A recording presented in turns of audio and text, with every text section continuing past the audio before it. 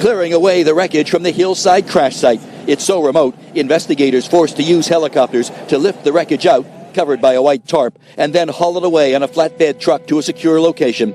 That is the NTSB, now out with this video, giving us our first close-up look at the crash site itself. The wreckage scattered across hundreds of feet, the main rotor in one spot, the fuselage in another, with a tire and a small piece of the tail section, the only recognizable parts in the otherwise twisted and charred debris. But somewhere in here, investigators think they recovered the pilot's iPad. There could be a lot of information on the iPad with respect to terrain, weather briefings that the pilot may have gotten, notice to airmen.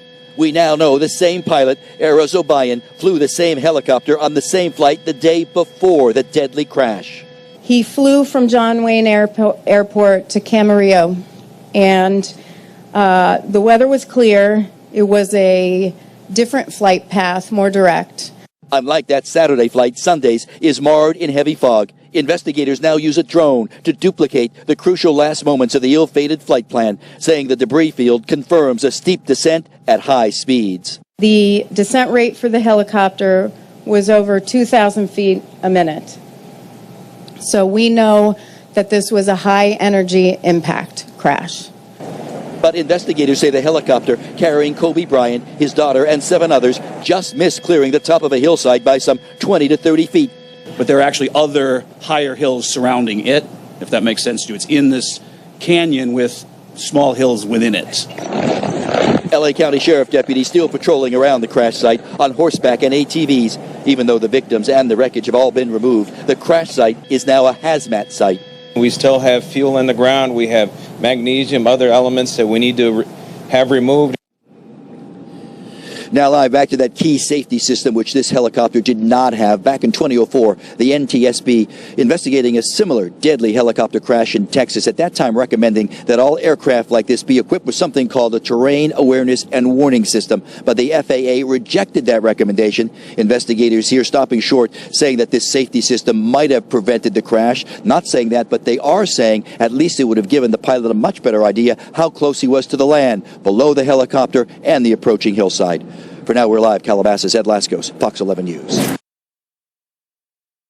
The crash site on that hillside behind me, you heard from the NTSB earlier in the hour. They have finished their work there on the hillside. They've turned it back over to the local authorities. The sheriff's department still has use helicopters to lift the wreckage out, covered by a white tarp, and then haul it away on a flatbed truck to a secure location.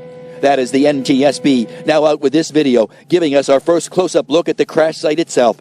The wreckage scattered across hundreds of feet, the main rotor in one spot, the fuselage in another, with a tire and a small piece of the tail section, the only recognizable parts in the otherwise twisted and charred debris. But somewhere in here, investigators think they recovered the pilot's iPad. There could be a lot of information on the iPad with respect to terrain, weather briefings that the pilot may have gotten, notice to airmen.